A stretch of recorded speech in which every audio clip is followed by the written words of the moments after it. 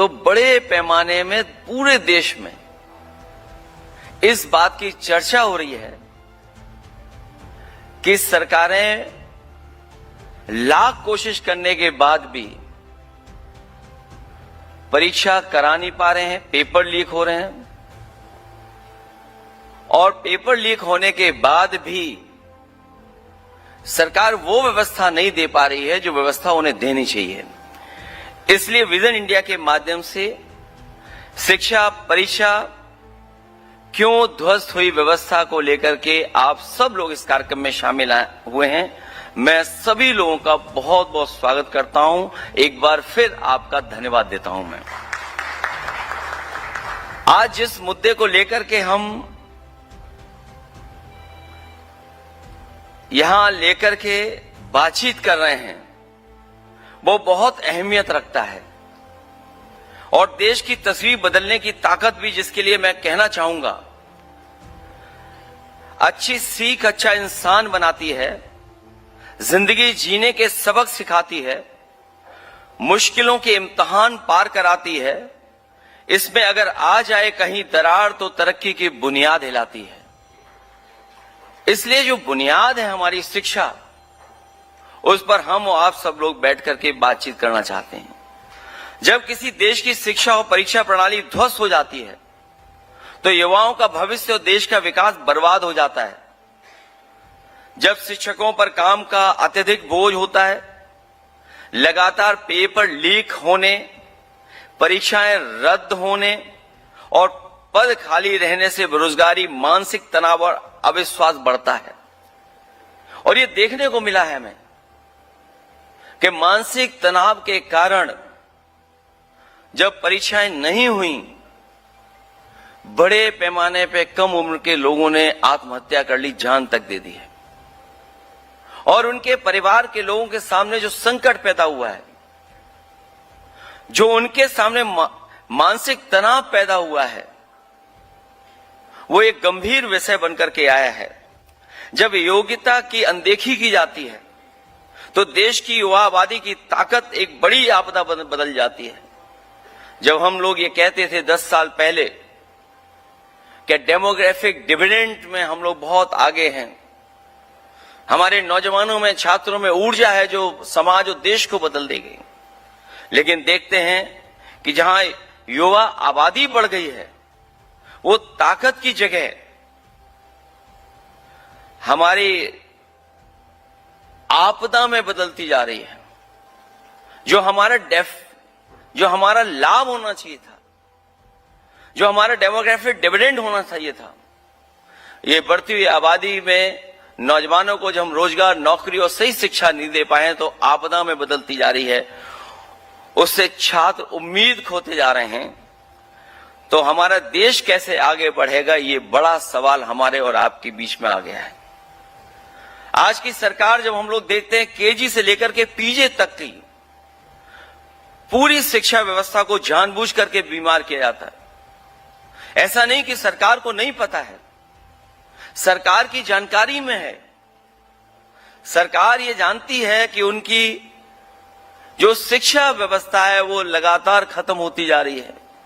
इसीलिए मैं कहता हूं कि पीजी से लेकर के जो हमारी बेसिक पढ़ाई है, वहां तक इन लोगों ने पूरी व्यवस्था को जानबूझ करके बीमार करने का काम किया है।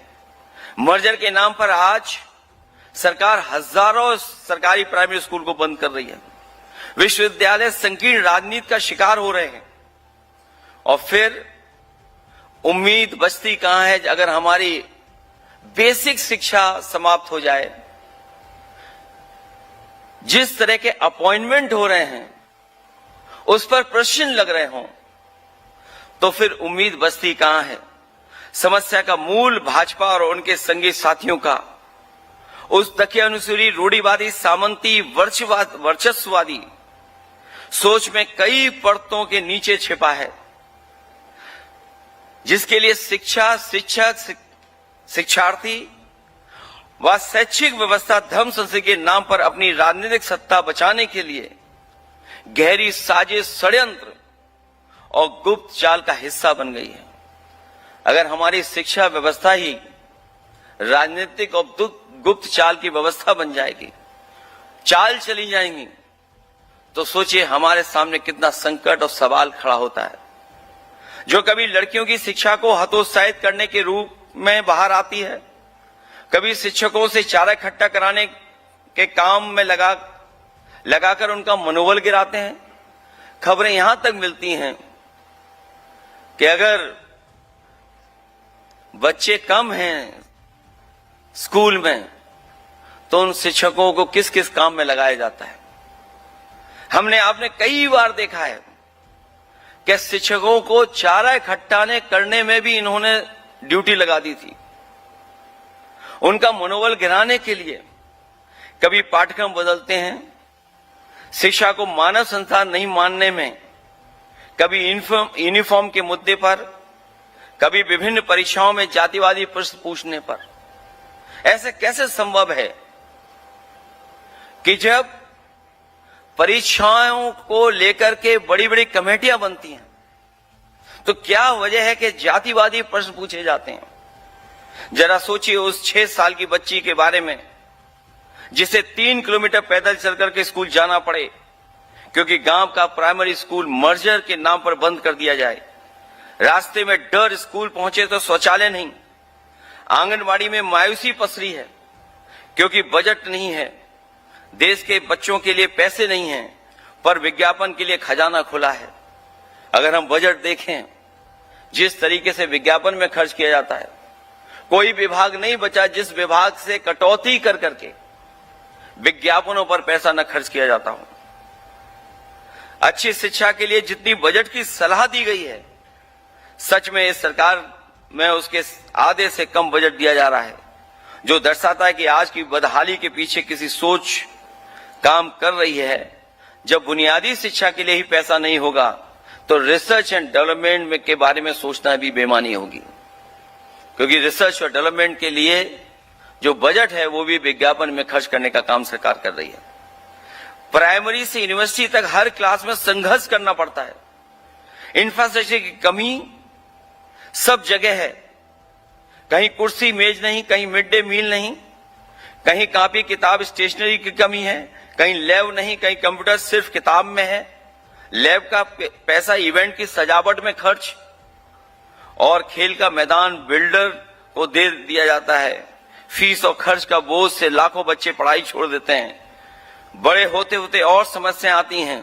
स्कूल का सिलेबस कुछ और होता है, एंट्रेंस एग्जाम में, कॉम्पिटिटिव एग्जाम में कुछ और आता है।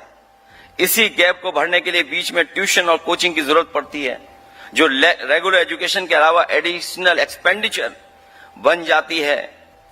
प्रैक्टिकल के नंबर ट्यूशन से बिकने लगते हैं। कॉलेज में अगर हम देखें तो प्रोफेसर नहीं है,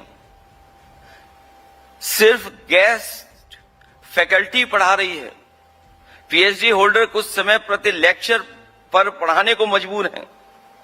न उन्हें इज्जत मिलती है, न पीएफआई अधिकतम पद इसलिए खाली पड़े हैं क्योंकि उन पर नॉट फाउंड सुटेबल का बोर्ड टांग दिया गया है। जबकि शिक्षक हैं